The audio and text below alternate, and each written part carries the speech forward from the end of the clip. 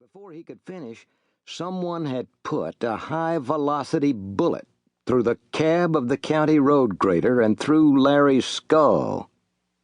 There the big machine sat, diesel engine idling for most of the afternoon, until 61-year-old Evie Truman made her run into town and discovered that Larry Zipoli was well beyond snatching a quick nap.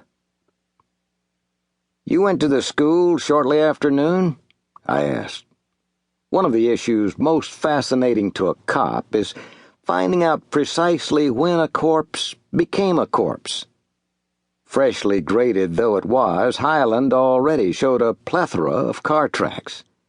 Evie wasn't the only person to have driven Highland while Larry's blood leaked unreported.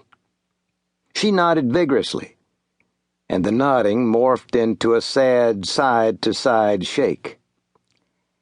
"I left my grade book at school and thought I'd want it for later.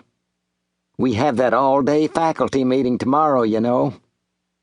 Now, he was just turning his grader around down there by the intersection with Hutton, and we both waved. He had to wait for me to go by." "And then you discovered what happened on the way home from that errand?" No.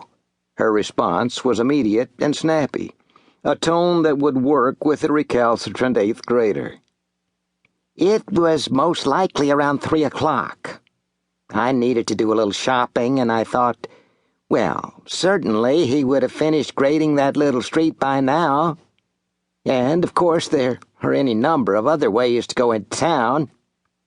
See, I had this nagging thought that there was just something that I had forgotten at school.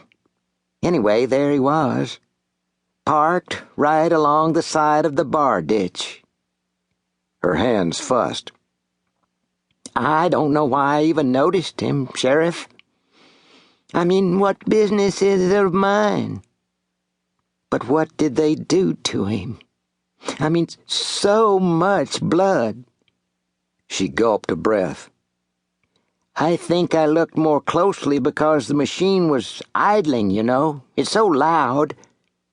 But his head was back against the window, and I was sure he was asleep until I looked closer." Her hand fluttered up to cover her mouth. It was painfully obvious what had been done to Larry Zipoli. At a glance he looked asleep, until you saw that blood had flowed down from his left eyebrow to the hollow of his eye, and then down the fatty cleft beside his nose, across his parted lips, and then down chin and neck to mat on the front of his grubby t-shirt. His heart had stopped and blood pressure had dropped before enough blood had been pumped to form a puddle on the floor, but there was plenty spread across his enormous belly. His head rested back against the cab's rear window, jaw slack, eyes half-lidded. Having no doubt heard her share of all the old lame jokes about highway department employees slumbering on the job, I could imagine that Evie Truman might have thought Larry was catching himself an afternoon nap, all warm and toasty with the August sun streaming through the glass of the grader's cabin. A little too toasty, maybe. The center portion of the windshield was canted open from the bottom a couple of inches, with the left-hand door wide open, latched back against the cab frame. "We'll need a deposition from you, Evie.